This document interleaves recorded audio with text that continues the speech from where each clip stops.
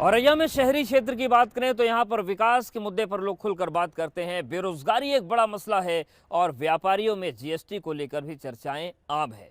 कुल मिलाकर यही वो मसले हैं जिसके आधार पर विजय तिलक की राह औरैया के शहरी क्षेत्रों में तय होगी।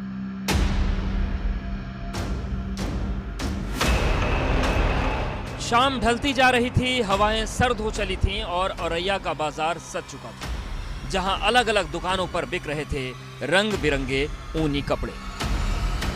तो ये औरैया की लेडीज मार्केट में हम आ गए हैं।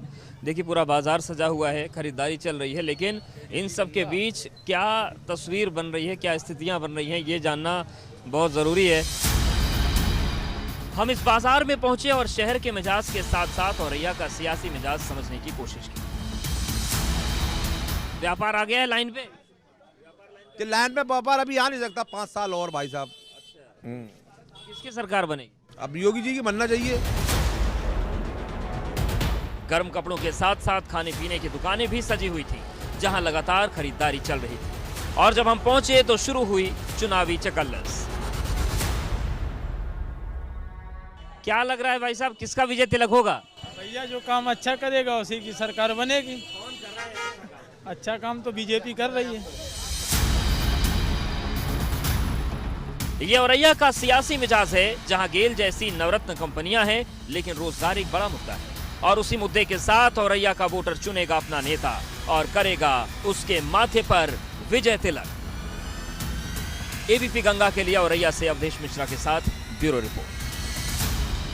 औरैया के ग्रामीण क्षेत्रों की बात करें तो किसानों की जो बातें हैं महत्वपूर्ण है। इसके अलावा सरकारी योजनाओं की पहुंच भी एक बहुत बड़ा मसला है।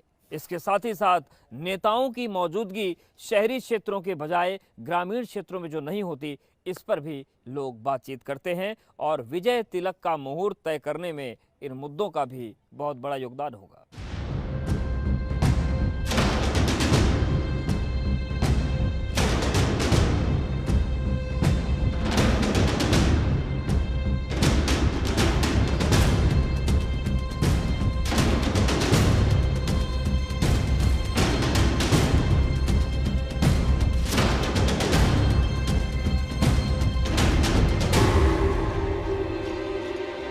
जब हम औरैया का सियासी मिजाज समझ रहे थे, उस वक्त मौसम और भी ज्यादा सर्द हो गया था।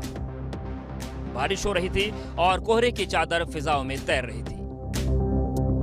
तो औरैया में इस वक्त हमें कड़ाके की ठंड पड़ रही है, ऊपर से बारिश, हालत खराब है। लेकिन सियासत का टेम्परेचर हम नापने आए हैं तो ऐसे में रुकने का सवाल नहीं। देखिए पहले खूबसूरती देखिए आप गाँव की, जो सरसों के खेत हैं वो लहलहा रहे हैं, पीले पीले फूल जो सबको आकर्षित करते हैं।